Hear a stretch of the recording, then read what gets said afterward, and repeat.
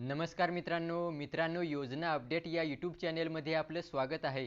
मित्रांनो, येत्या 4 ते 5 दिवसात पीएम किसान योजनेचा 20वा हप्ता शेतकऱ्यांना वितरित केला जाणार आहे। परंतु मित्रांनो, या दोन गोष्टी तुमच्या अपूर्ण असतील तर तुम्हाला 20व्या हप्त्याचे पैसे मिळणार नाहीत। म्हणून अजून वेळ आहे। या दोनपैकी एखादं काम तुमचं बाकी असेल तर करून घ्या, जेणेकरून तुम्ही या 20व्या हप्त्यासाठी पात्र व्हाल।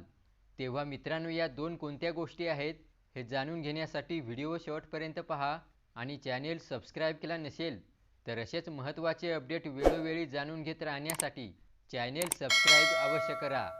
चला व्हिडिओ सुरू करूया। तर पहा मित्रांनो, या शेतकऱ्यांना मिळणार नाही पीएम किसान योजनेचा 20वा हप्ता। पहिलं कारण आहे, देशातील सर्व शेतकऱ्यांना सध्या किसान कार्ड बंधनकारक करण्यात आलं आहे। कोणत्याही शासकीय योजनेचा लाभ घेण्यासाठी त्या संबंधित शेतकऱ्याकडे फार्मर आयडी असणे आवश्यक आहे।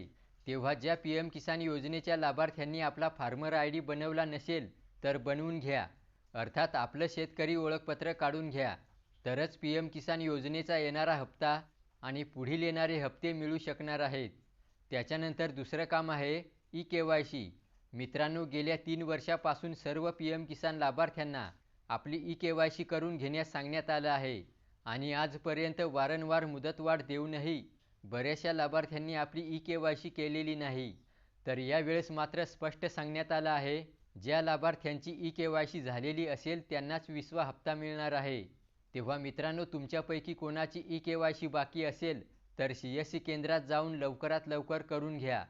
तर या दोन कारणांमुळे काही लाभार्थी शेतकरी हे पीएम किसान योजनेच्या 20व्या हप्त्याच्या लाभापासून वंचित राहू शकतात।